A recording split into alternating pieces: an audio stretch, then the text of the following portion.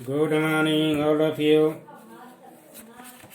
आज के इस सेकंड वीडियो द्वितीय पाठ पुनर्मुस्को भव का शेष बचे हुए पाठ को पढ़ा रहा हूँ, तो समय को न गवाते हुए आगे बढ़ते हैं। जैसा कि पिछले वीडियो में आपने इस कहानी का कुछ अंश सुना था कि गौतम ऋषि के आश्रम में गौतम ऋषि की दया से एक चूहा को बिल्ली और बिल्ली को कुत्ता और कुत्ता को बाघ बना दिया गया था।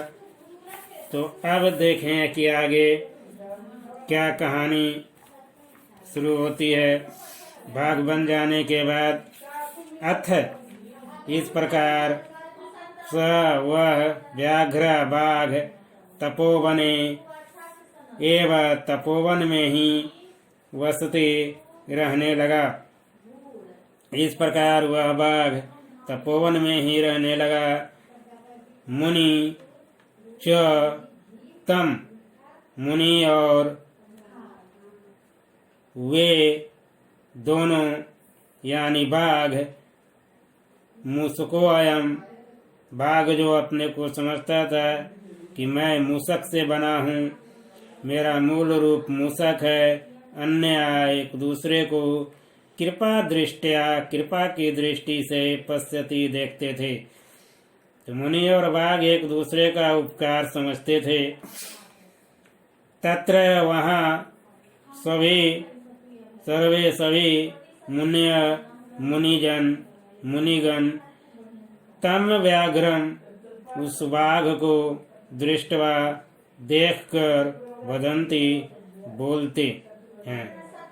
वहाँ उस सभी मुनि लोग उस बाघ को देखकर बोलते हैं, अयम यह मुनि ने इयम मुस्कम इस चूहे को व्याघ्रम बाघ अक्रोत किया है। ये मुनि ने इस चूहे को बाघ बनाया है। एतत् श्रुत्वा यह सुनकर व्याघ्र बाघ अचिंत्यत सोचा, यावदयम् जब तक मुनि जीवित हैं, तावदयम् तब तक मुझसे अपकीर्ति यह अपमान न अपगमिष्यति दूर होगा। यानी जब तक यह मुनि जिंदा है तब तक मेरा जो अभ्यास है, मेरे बारे में लोग जो बोलते हैं, यह दूर नहीं होगा। इति विचार्य ऐसा विचार कर, ऐसा सोचकर व्याघ्र बाघ तम मुनि उस मुनि को हंतुम मारने के लिए उद्यत तैयार अभवत हुआ। ऐसा सोचकर बाघ ने उस मुनि को मारने के लिए तैयार हो गया। मुनि ने भी झटित्येव जल्दी से श्राप दे दिया, पुनर्मुस्को भव फिर से चूहा बन जा। मुनि लोग तार लेते हैं दूसरे के मन की बात। मुनि ने भी चूहा जो बाघ बना था उसके मन की बात समझ गए और तुरंत उसे श्राप दे दिए कि फिर से चूहा बन जा। इति उक्त्वा ऐसा उन्होंने कहा। तम पुनः मुस्कम एव अकरोत मुनि के श्राप देते ही वह बाघ जो है फिर से चूहा बन गया। अतएव इसीलिए उच्चते कहा जाता है, नीच तलाघ्य पदम प्राप्य स्वामिनम हन्तुमिच्छति। नीच तलाघ्य पदम प्राप्य स्वामिनं हन्तुमिच्छति मूसको व्याघ्रतां प्राप्य मुनिं हन्तुं गतो यथा। कि नीच बुद्धि वाले प्रशंसा पद को पाकर अपने मालिक को मारने की इच्छा रखने लगता है, अपने मालिक को ही नुकसान पहुंचाने लगता है। मूसको व्याघ्रतां प्राप्य मुनि हन्तुं गतो यथा, उसका नाश भी उसी प्रकार हो जाता है जिस तरह से चूहा बना हुआ बाघ की गति हुई, जो मुनि को ही मारने चला था। अब विशेष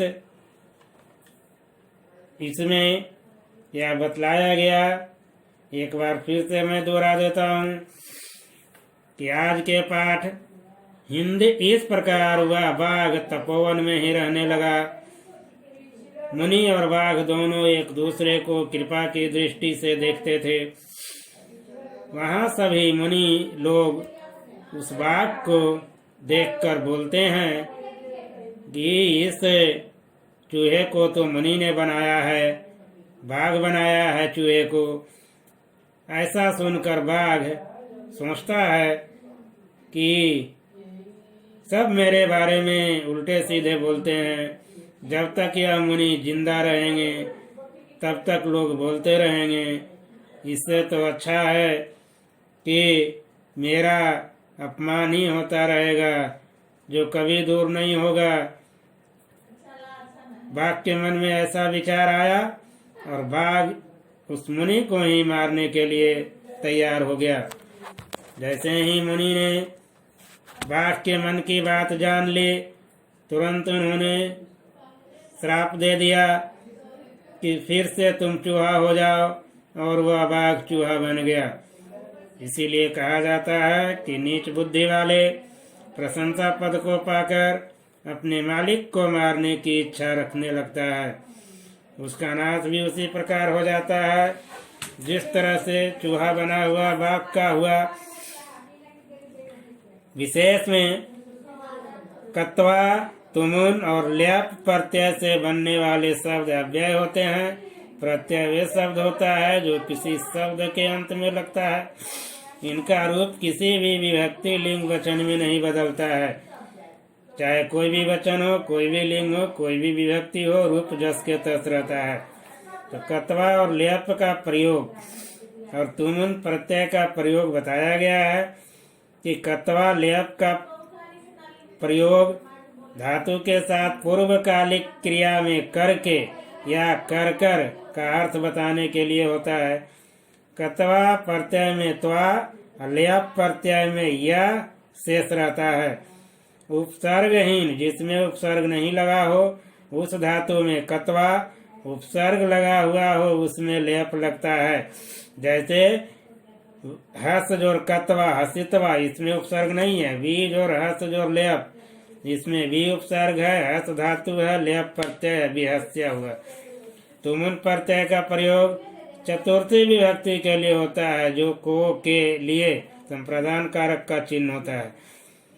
यह प्रत्यय यानी तुमुन पूर्वकालिक क्रिया के साथ प्रयुक्त होता है, मुख्य क्रिया के उद्देश्य को बतलाता है। इसमें तुम शेष रहता है। जैसे हंस जोर तुमुन, हंसी तुम, यानी कत्वा, ल्याप और तुमुन प्रत्यय पहचानने का भी आसान तरीका है। तो हैव ए नाइस डे बच्चों, आज के लिए इतना ही। फिर मैं अगले वीडियो में कुछ और लेकर के आपके सामने आऊँगा। ओवरऑल